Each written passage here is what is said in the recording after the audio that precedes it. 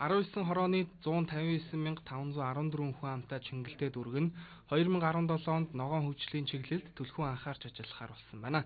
Өнгөрсөн жилийн тухайд 310 ширхэг шилмүст модоор нөхөн сэргээлт, ойжуулалтын ажил хийж, одоогийн байдлаар 6 төрлийн 7853 ширхэг мод боцсоогийг тариад байгаа юм. Харин энэ онд Чингэлтэй хайрхан уулыг түшиглэн Эрдмийн цэцэрлэгт хүрээлэн нэртэй амралт зугаалгын бүсийг байгуулахаар төлөвлөжээ. Манай дүүрэг 8.9 мянган гаан нутагтайгаас сая 100 орчим нь бол одоо нийт эзэмшлийн зам талбай байдаг. Тэгээ энэ хүрээнд 800 гаруй мянган метр квадрат талбай бол сул шорон хөрсөхийн талбай байгаа. Тэгээ энэ талбайг аль болохоор одоо зүлэгжүүлэх, авто зам, явган зам буюу одоо хатуу хөрс сугчлалтай болгож орчны бохирдол, агаар хөрсний бохирдлыг бууруулах чиглэсэн үйл ажиллагаанд бас чиглүүлж байгаа.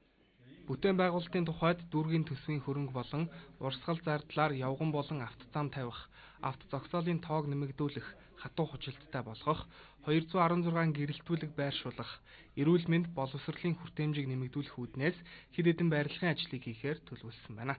Нийслэлийн төсвийн хөрөнгөөр Чингэлтэй дүүрэгт нэг цэцэрлэгийн өргөтгөл, нэг цэцэрлэг шинээр барихаар ингэж батлагдсан.